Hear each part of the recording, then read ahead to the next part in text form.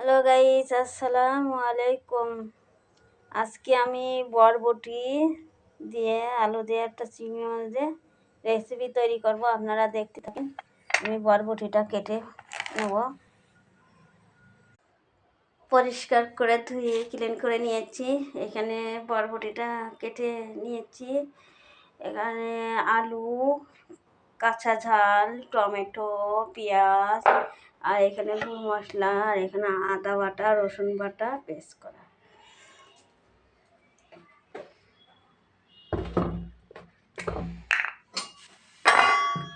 প্রথমে কড়াইতে তেল দিয়ে দেবো, গোটা জিরে, পেঁয়াজ,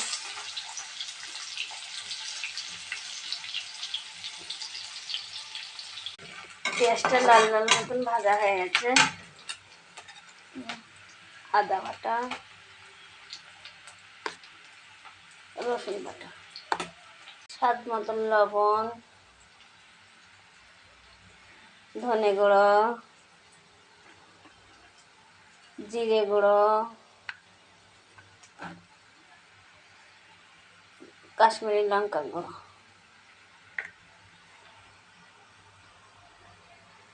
কাঁচা ঝাল।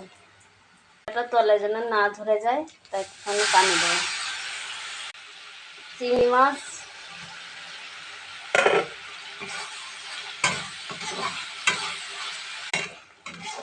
চিংড়ি মাছ কষানি হয়ে গেছে। এবার দেবো আলু,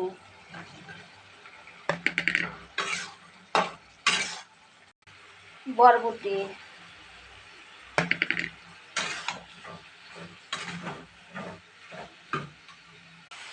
টমেটো,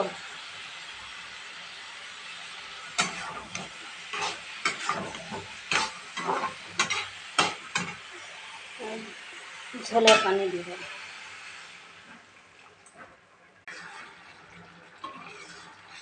তরকারি হয়ে গেছে, এবার নামিয়ে নেব।